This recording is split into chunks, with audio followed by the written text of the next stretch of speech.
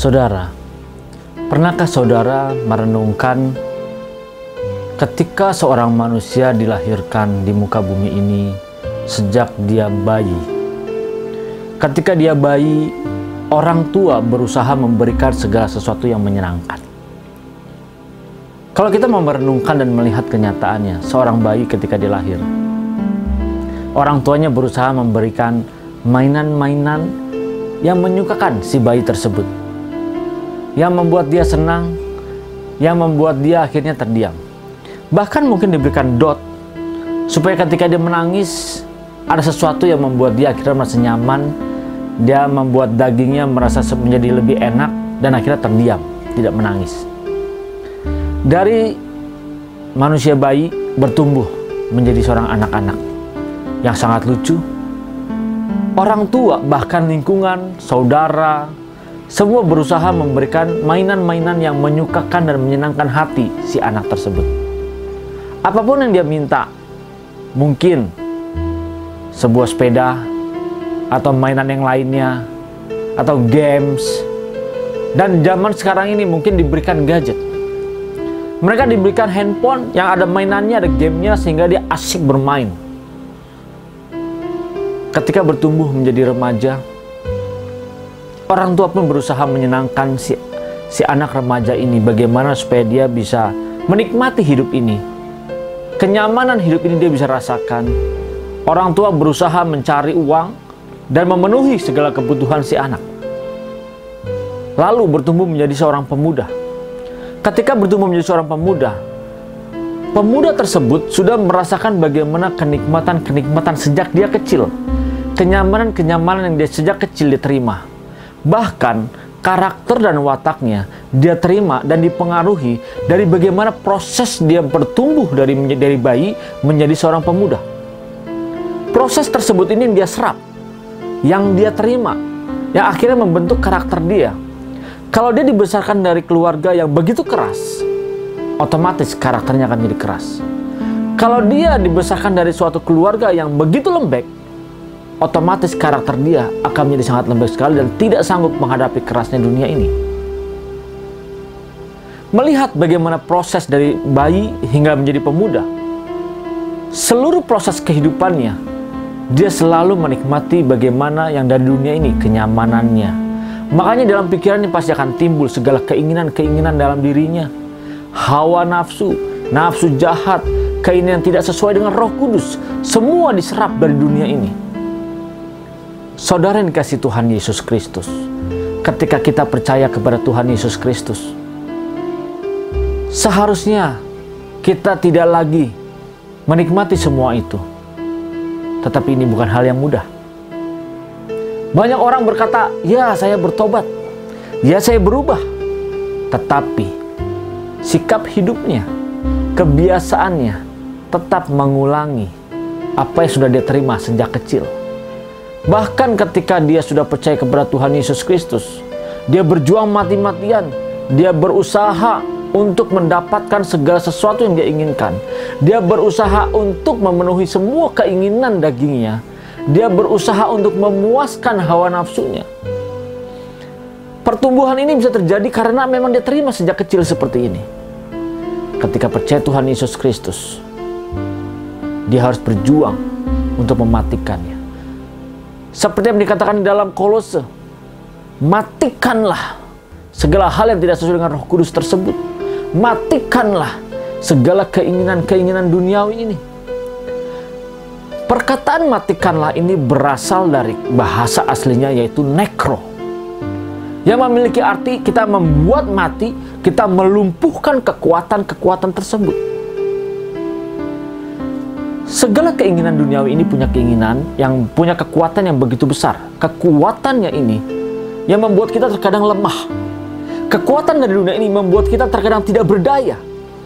Kekuatan dari dunia ini ketika kita memikirkannya, membuat hidup kita tersedot kembali. Makanya firman Tuhan berkata, matikanlah segala keinginan duniawi tersebut, supaya kita bisa bertumbuh di dalam Tuhan. Saudara, sangat sulit untuk mematikannya. Makanya dibutuhkan effort yang begitu besar. Perhatian, fokus, keteguhan hati kita bahkan pengorbanan kita untuk rela mematikan semuanya itu. Mematikan semua keinginan duniawi itu tidak mudah dan sangat menyakitkan dalam daging kita.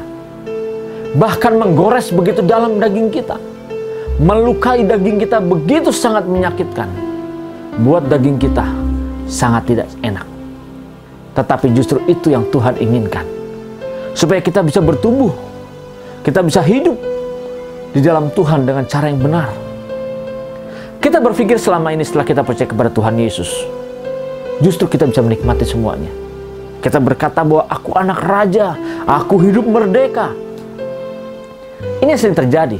Kita berpikir bahwa ketika kita percaya Tuhan Yesus, kita merdeka, kita bisa mendapatkan segala sesuatunya. Bahkan kita berani mengatakan dan kita meminta segala sesuatunya di dalam nama Tuhan Yesus Kristus. Kita berdoa meminta segala sesuatunya untuk menyenangkan hati kita di dalam nama Tuhan Yesus Kristus, tanpa pernah kita memikirkan apa yang menjadi keinginan daging kita, menyenangkan hati Tuhan atau tidak. Ketika kita percaya kepada Tuhan Yesus Kristus, kita berkata bahwa kita sudah dimatikan bersama-sama dengan Tuhan, lalu kita hidup dalam kebangkitan bersama dengan Tuhan. Benar, kita harus hidup di dalam kebangkitan bersama dengan Tuhan, tetapi kita tidak boleh melupakan bahwa kita harus mematikan kedagingan kita. Hidup untuk bersama dengan kebangkitan Tuhan tidak akan pernah bisa kalau kita tidak pernah mati bersama-sama dengan Tuhan. Kita tidak pernah mematikan daging kita tidak pernah mematikan hawa nafsu kita, keegoisan kita, kesombongan kita. Berapa banyak kalau kita memperhatikan perlakuan kita sebagai seorang atasan terhadap anak buah kita, perlakuan kita sebagai kepala rumah tangga terhadap pembantu, terhadap tukang kebun, bahkan mungkin driver kita sekalipun. Lebih banyak mana kita mengasihi dia atau justru kita merendahkan dia? Para ibu-ibu dengan para pembantunya, bagaimana sikapnya? Dengan para mertuanya, bagaimana sikapnya? Adakah dia mempraktekkan kasih Tuhan dalam kehidupannya? Atau justru dia mementingkan dirinya sendiri? Pelayan Tuhan sekalipun dimanapun engkau berada saat ini, berapa banyak kau hanya fokuskan memikirkan semua harta yang ada dalam dirimu, memikirkan tas yang kau beli, memikirkan sepatu yang kau beli, mereknya dan harganya, bahkan baju yang akan dipakainya untuk pergi kemanapun, bahkan untuk pergi menyembah Tuhan di gereja. Rasanya tidak pantas kalau tidak memakai yang bermerek. Rasanya tidak pantas kalau memakai yang tidak bagus. Tidak sedikit juga banyaknya yang mencibirkan wajahnya, mencibirkan mulutnya ketika melihat orang lain berpakaian yang mungkin bukan yang bermerek,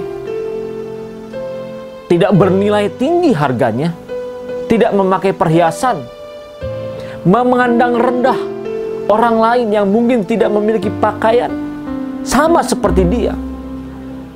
Tidak sedikit banyak juga para pelayan Tuhan, mungkin hamba-hamba Tuhan atau para pendeta sekalipun,